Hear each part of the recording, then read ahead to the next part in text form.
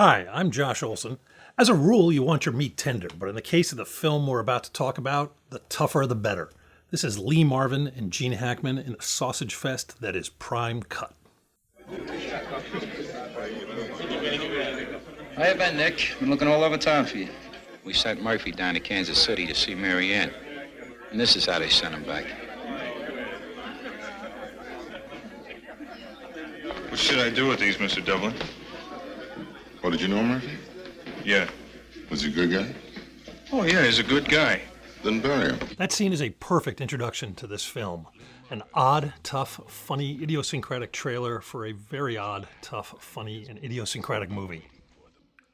To talk about Prime Cut, you have to talk about its director, Michael Ritchie, who is a wonderful, unpredictable, and funny filmmaker who made a lot of great films. He did Prime Cut in the midst of a great run at the beginning of his career. His first few films were Downhill Racer, The Candidate, Smile, The Bad News Bears, Semi-Tough, all fantastic films, and this one, which seems to get lost in the shuffle, which is a shame because it's one of his best and, in a weird way, my personal favorite of the bunch.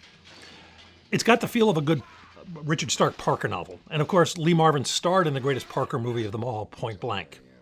Gene Hackman plays the villain, and he's in fine form here. Sissy Spacek, in her first role, or at least her first speaking role, is stunning and sexy as hell, and it's got a really nice turn from Angel Tompkins as well. It also features Eddie Egan in a small role. You saw him in that opening scene talking to Lee Marvin. Egan was best known as being the real-life New York City detective that Popeye Doyle was based on in The French Connection.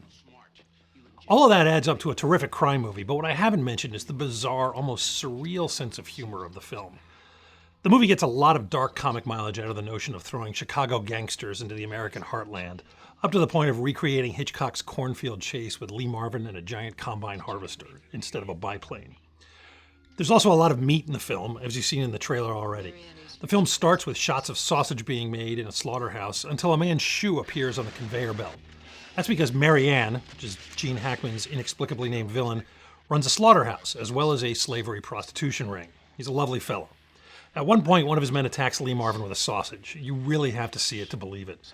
The film's incredibly violent, loaded with sex and nudity, and Marvin plows through the action in typical taciturn style. But what really makes this film work are its bizarre, distinct, and unique characters. Prime Cut. The gangster film that's a cut above. You tell Mary Ann that I'm here. And not to get any fancy ideas about turning me or any of my boys into hamburger. You got it.